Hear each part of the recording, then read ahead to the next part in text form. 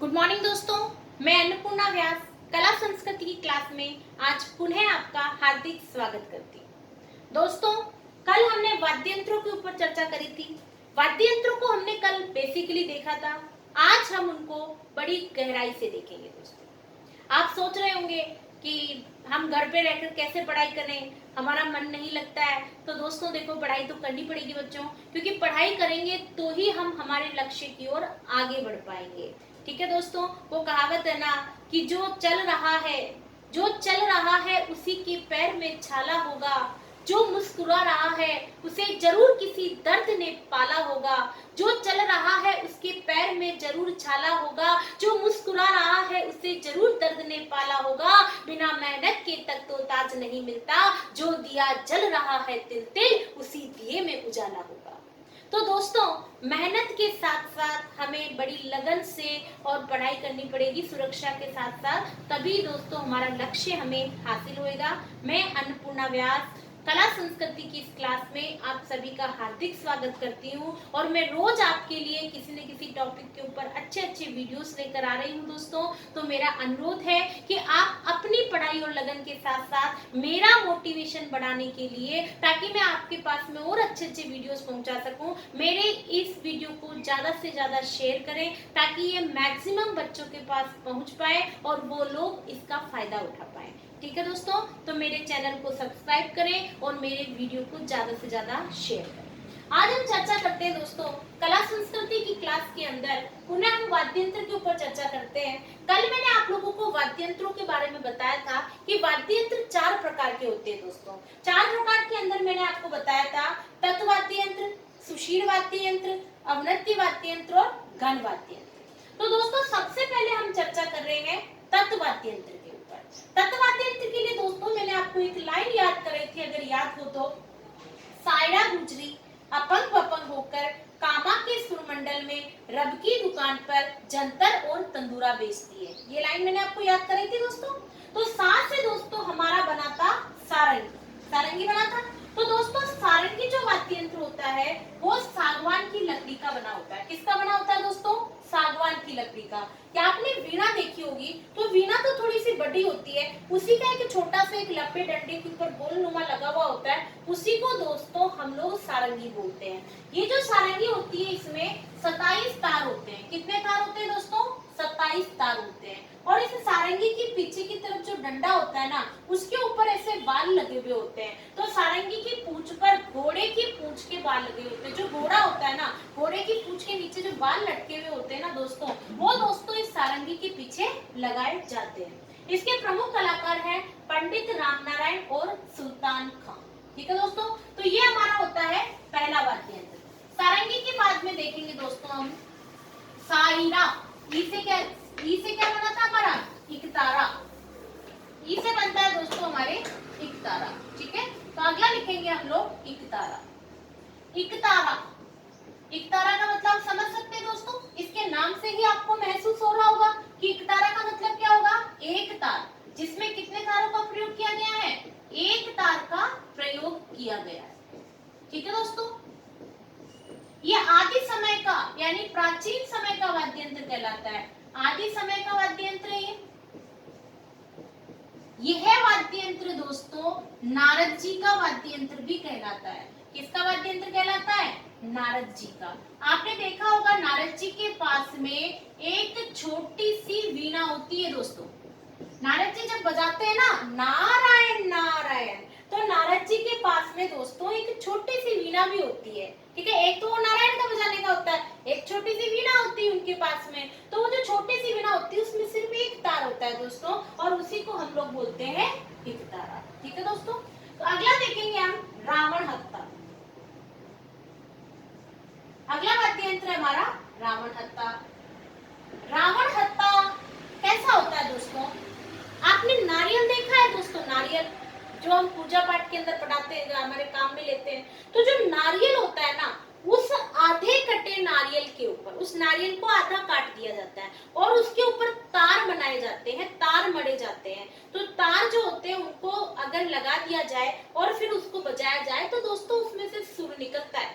तो आधे कटे नारियल से बना एक वाद्य यंत्र जिसमें 9 तार लगे हुए होते हैं दोस्तों। 9 तारों का वहां पर प्रयोग किया जाता है। तो दोस्तों रावण हत्ता जो होता है किसका बना होता है? आधे कटे नारियल का।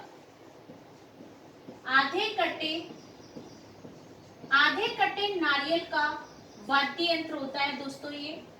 आधे कटे नारियल का वाद्य यंत्र, ठीक है दोस्तों, जिसमें 9 तारों का प्रयोग किया जाता है। कितने तारों का प्रयोग किया जाता है? 9 तारों का प्रयोग किया जाता है। 9 तारों का प्रयोग किया जाता है। दोस्तों इसके ऊपर एक बहुत अच्छा सवाल आपके एग्जाम में उपस्थित होता है कि रावण हत्ता का प्रयोग निम्न में से किस लोक देवता की फड़के वाचन में इसका उपयोग किया जाता है? तो दोस्तों रावण हत्ते का प्रयोग पाबूजी की फड़के वाचन में, पाबूजी व रामदेव जी की फड़के वाचन में हम लोग किसका प्रयोग करते हैं? रावण हत्ता का उपयोग करते हैं दोस्तों।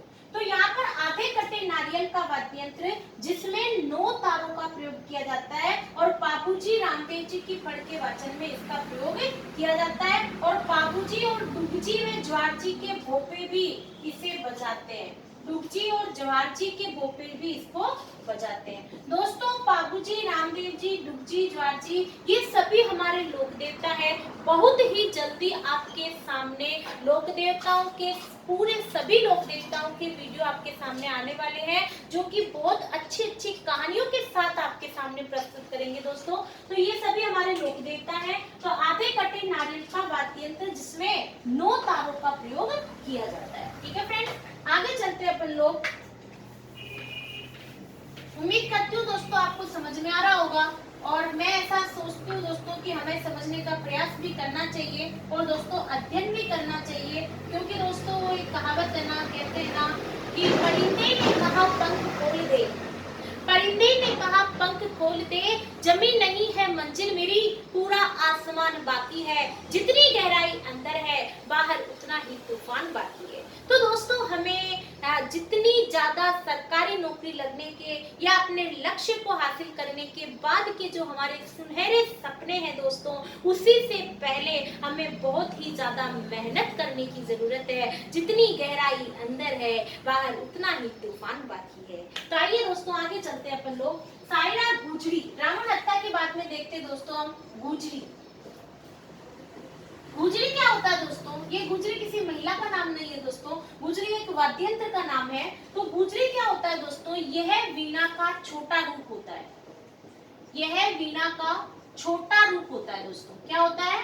वीणा का छोटा रूप होता है, जिसे हम क्या कहते हैं दोस्तों? गुजरी कहते हैं। ठीक है, वीणा का छोटा रूप होता है ये गुजरी। इसके बाद में देखेंगे हम सायरा गुजरी अपंग।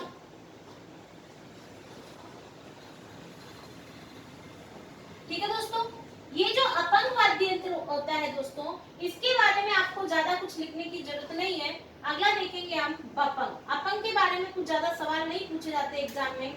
बपंग जो होता है दोस्तों, ये डमरू की आकृति का, यह डमरू की आकृति का बना वाद्य यंत्र है।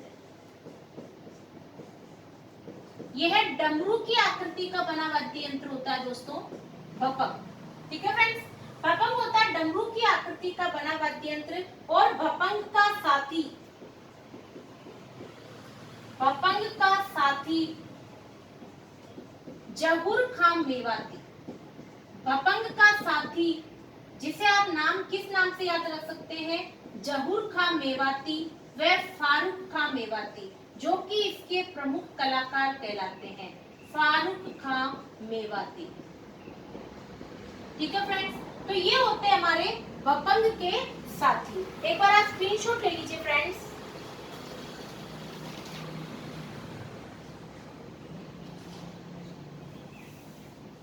ठीक है फ्रेंड्स, तो हमारे पास में गुजरी किसका छोटा रूप है? वीणा का एक छोटा सा रूप होता है। ये वीणा बड़ी होती है, ये छोटा रूप होता है फ्रेंड्स। अपन के बारे में आपको ज्यादा लिखने की जरूरत नहीं है, आपको इतना सा ही ध्यान रखना है कि अपन कौन सा वाद्य यंत्र है फ्रेंड्स, तो वो है तत्वाद्य यंत्र। अपन एक डमरू की आकृति, डमरू देखा आपने, भगवान शंकर का होता है ना डमरू, तो डमरू की आकृति का बना एक वाद्य यंत्र होता है दोस्तों, जो कि इसके प्रमुख कलाकार हैं जो आपके एग्जाम में पूछे जाते हैं। भपंग का साथी, जहूर का मेवाती और फारूक का मेवाती, ये सबसे ज्यादा मेवात क्षेत्र में प्रचलित होते हैं, मेवात क्षेत्र। और मेवात क्षेत्र जानते हैं दोस्तों कौन कौन से होते हैं हमारे पास में, अलवर और भरतपुर जो होते हैं दोस्तों, वह हमारे मेवात क्षेत्र के नाम से भी जाने जाते हैं। ठीक है फ्रेंड्स, आपने स्क्रीनशॉट ले लिया होगा। आगे चलते हैं अपन, अगला वर्ड था हमारा दोस्तों कामा। अगला शब्द कौन सा था, कामा।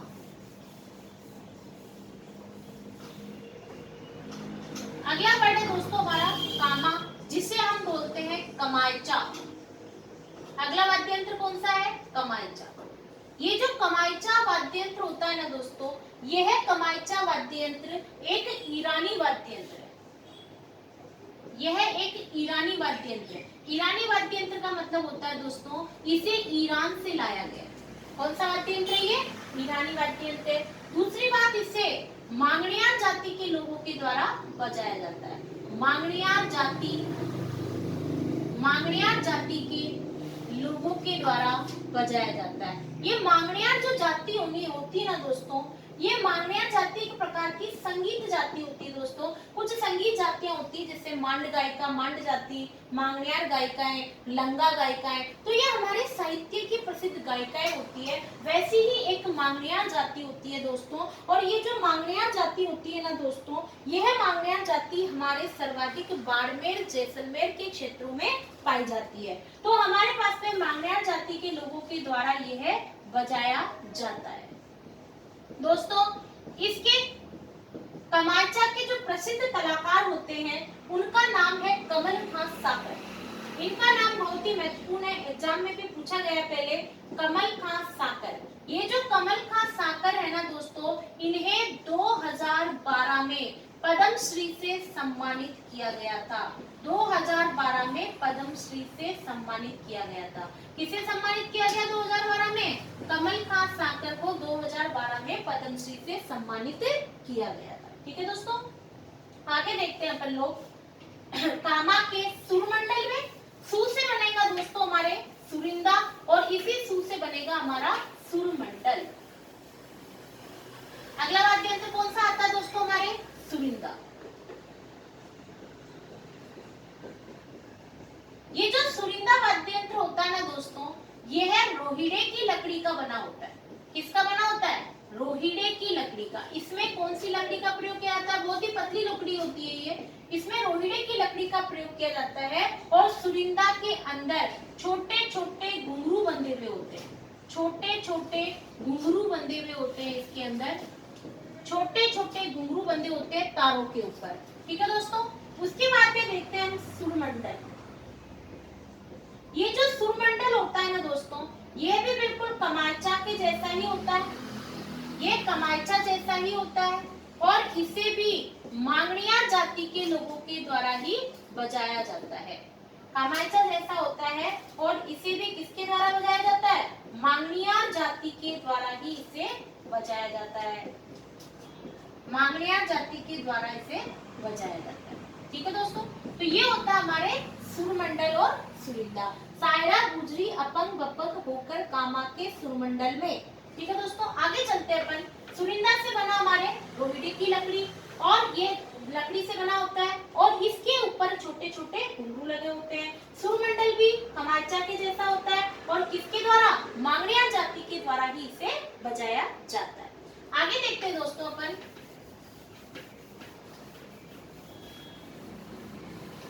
अगला देखते हैं हम रब। रब शब्द से हमारे पास में दो हमारे सामने आए थे। एक तो बनता है रबाब, ठीक है फ्रेंड्स, और दूसरा बनता है हमारे रबाज। पहला कौन सा बनता है, रबाब, और दूसरा कौन सा बनता है, रबाज। ये जो रबाब जो होता है ना दोस्तों, इसको बजाने के लिए नाखूनों का प्रयोग किया जाता है। इसको बजाने के लिए किसका प्रयोग किया जाता है फ्रेंड्स? नाखूनों का प्रयोग किया जाता है, नाखूनों का प्रयोग किया जाता है। ठीक है दोस्तों, ये जो होता है ना, ये रबाब, ये भाट व रावल जाति के द्वारा बजाया जाता है। किसके द्वारा बजाया जाता है? भाट व रावल जाति के द्वारा बजाया जाता है। एक बार नोट कर लीजिए फ्रेंड्स आप लोग ये कि ये भाट और रावल जाति के द्वारा बजाया जाता है।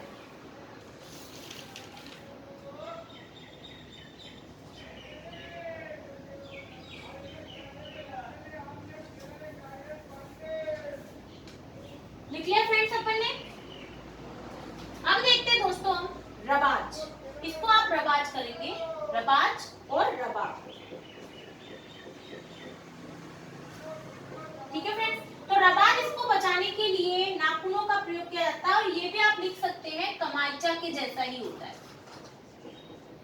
ये भी आपके कमाइचा जैसा ही होता है और इसको भाट व रावल जाति के द्वारा ही बजाया जाता है। ठीक है फ्रेंड्स, जो रबाब होता है इसमें 4 तारों का प्रयोग किया जाता है दोस्तों, इसमें 4 तारों का प्रयोग किया जाता है।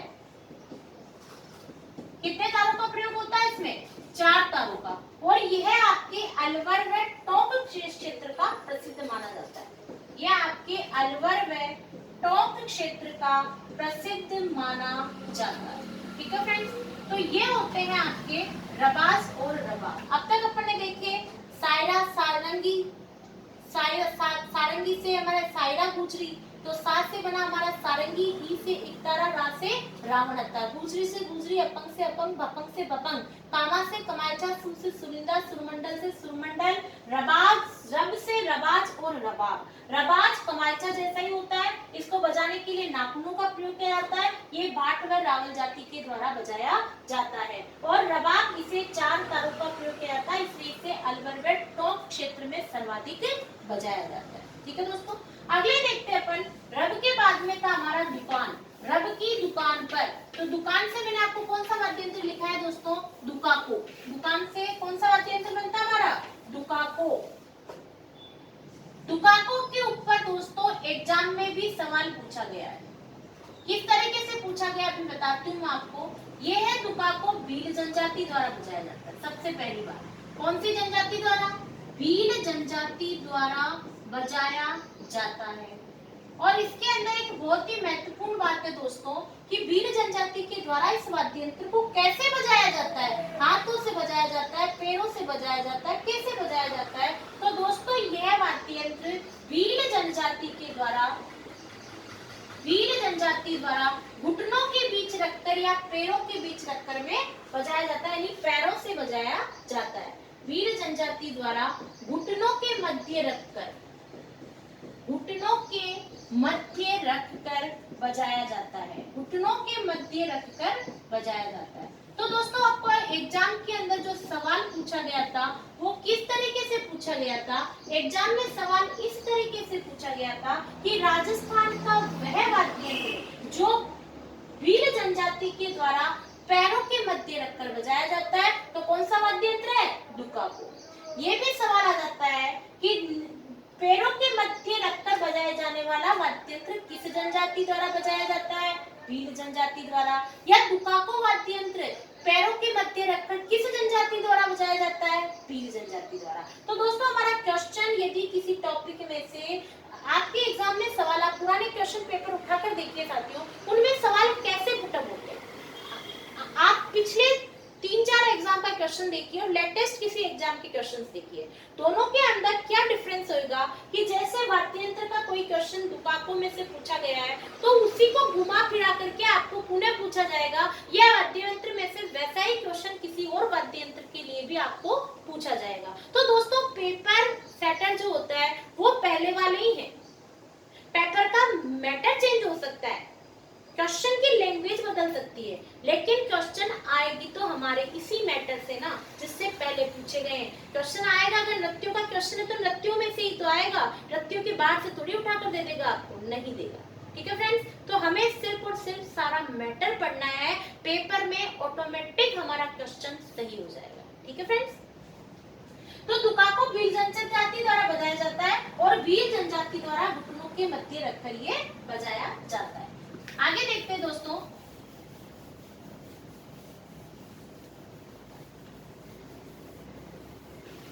दुकान पर जंतर। जंतर के बारे में देखेंगे दोस्तों। आपका जो जंतर वाद्य यंत्र होता है ये रावण हत्थे का छोटा रूप होता है दोस्तों। यह रावण हत्थे का छोटा रूप होता है। किसका छोटा रूप होता है? रावण हत्थे का। यानी कि रावण हत्थे में 9 तार होते हैं, तो इसमें कितने तार होते होंगे? इसमें 4-5 तार का प्रयोग किया जाता है। या तो 4 तार होते हैं या 5 तार होते हैं। 4-5 तार का प्रयोग किया जाता है। कितने तार का प्रयोग किया जाता है दोस्तों? 4-5 तार का प्रयोग किया जाता है। इसके बाद में ये जो जंतर वाद्य यंत्र होता है, देवनारायण जी की फड़ के वाचन में, देवनारायण जी की फड़ के वाचन में, देवनारायण जी की फड़ के वाचन में इस वाद्य यंत्र का प्रयोग किया जाता है। किस वाद्य यंत्र का प्रयोग किया जाता है? इस वाद्य यंत्र का प्रयोग किया जाता है। किसकी फड़ के वाचन में? देवनारायण जी की फड़ के वाचन में। देवनारायण जी की फड़ के वाचन में इस वाद्य यंत्र का प्रयोग किया जाता है। तो जंतर किसका छोटा रूप है दोस्तों? रावण हत्थे का छोटा रूप है। कितने तार का प्रयोग हो रहा है? 4 या 5 तारों का प्रयोग इसमें किया जाता है और देवनारायण जी की फड़ के वाचन में इसका प्रयोग किया जाता है। आइए दोस्तों आगे चलते हैं। जंतर व तंदूरा बेचती है। तंदूरा अगला वाद्य यंत्र है हमारा तंदूरा। तंदूरा भी एक के ऊपर एग्जाम में आपके पास में सवाल आए थे। तंबूरा, तंदूरा, वेणु, चौतारा, ये जो चारों ही नाम है ये किसके नाम है दोस्तों? हमारे तंदूरा के नाम। आपके टैक्स असिस्टेंट 2018 के क्वेश्चन पेपर में ये क्वेश्चन उपस्थित था कि निम्न में से तंदूरा नहीं है। क्वेश्चन किस तरीके से आया? निम्न से तंदूरा नहीं है। इस तरीके से आपके एग्जाम में क्वेश्चन उपस्थित था। ऑप्शन में क्या क्या दिया गया था? डेरू, वेणु, चौतारा और तंबूरा। दोस्तों इस तरीके से आपका क्वेश्चन उपस्थित था। कई बार आया हुआ ये क्वेश्चन।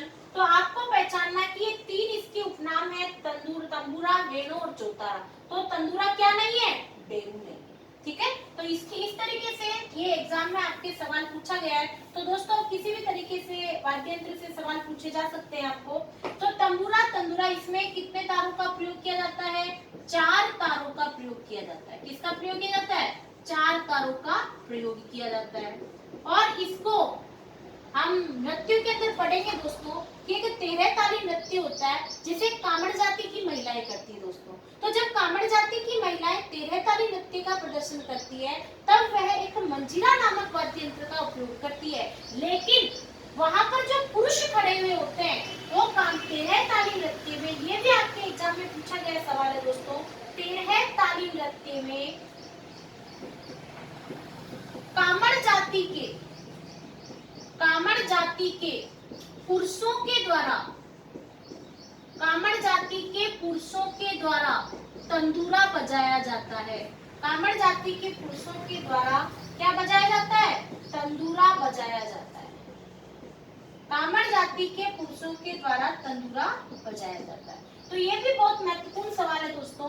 ये एग्जाम में भी पूछा गया आपके कि 13 ताल नृत्य में कामड़ जाति के पुरुषों के द्वारा बजाया जाने वाला वाद्य यंत्र है। हम सवाल को पूरा नहीं देखते, हम जैसे ही 13 ताली नृत्य और वाद्य यंत्र दिखता है पहला ऑप्शन मंजीरा होता है और हम मंजीरा को सही कर देते हैं, जो कि हमारा गलत आंसर होगा दोस्तों। क्योंकि यहाँ पर सवाल पूछा गया है कि कामड़ जाति के पुरुषों के द्वारा बजाया जाने वाला वाद्य यंत्र कौन सा है। तो पुरुषों के द्वारा कौन सा वाद्य यंत्र बजाया जा रहा है? तंदूरा बजाया जा रहा है। ठीक है दोस्तों, तो आपको ध्यान रखना है कि तंदूरा के उपनाम है तंबूरा, तंदूरा, वेणु और चौतारा। इसमें 4 तारों का प्रयोग किया जाता है और कामड़ जाति के पुरुषों के द्वारा तंदूरा बजाया जाता है। ठीक है दोस्तों, आगे चलते हैं अपन,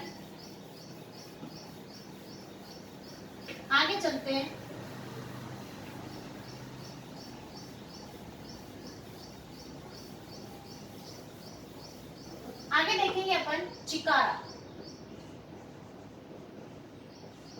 भेजती है चिकाको, मैंने लिखाया था आपको चिकाको। अगला वाद्य यंत्र चिकाको जो होता है ना, दो प्रकार के होते हैं, मेव चिकाको और गरासिया चिकाको।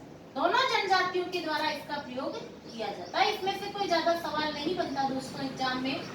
जिनका सवाल बन सकता है या जिनकी डिटेल आपके एग्जाम में पूछी जा सकती है वो मैं आपको लिखा चुकी हूँ। सायरा गुजरी अपंग बपंग होकर कामा के सुरमंडल में रब की दुकान पर जंतर और तंदूरा बेचती है। तो दोस्तों ये हम पढ़ चुके हैं कि तत् वाद्यंत्र के अंदर जितने भी आपके वाद्यंत्रों का प्रयोग किया जा रहा है वो मैं आपसे डिस्कस कर चुकी हूँ दोस्तों। ठीक है, अगली क्लास के अंदर हम अगला वाद्य यंत्र का प्रयोग देखेंगे जो कि है हमारे सुशीर वाद्य यंत्र। सुशीर वाद्य यंत्र की भी लाइन मैंने आपको याद कराई है। असम का शंखु संत बजाता है, तुनक कर मोरचंग व नागफणी नाचते हैं। तो जिस तरीके से हमने तत् वाद्य यंत्र के सारे वाद्य यंत्रों को याद किया है और सबके अंदर हमने डीप में देखा कि मैंने जो मैटर लिखाया है दोस्तों, आप पुराने क्वेश्चन पेपर से उठाकर देख लीजिए, आपके तत् वाद्य यंत्र से संबंधित सारे क्वेश्चन इसमें से क्लियर हो जाएंगे। ठीक है फ्रेंड्स, यानी पहले हो गए यानी आगे भी हो जाएंगे। और अगला है जो आपका सुशील वाद्य यंत्र, उसके बारे में हम चर्चा हमारी अगली क्लास के अंदर करेंगे दोस्तों। आप सोचते होंगे कि मैम रोज एक नया वीडियो डाल करके हमारे पढ़ाई के लिए हमें तत्पर कर देती है। तो दोस्तों हम तो ऐसे ही रहेंगे। ओके, कहावत है ना, वो कहते हैं ना, बदलते नहीं है हम मौसम की तरह, हर एक रुत में तेरा इंतजार करते हैं। समझ न सको जिसे तुम कयामत तक, खुदा की कसम हम तुमसे इतना प्यार करते हैं। ठीक है दोस्तों, जय हिंद जय भारत।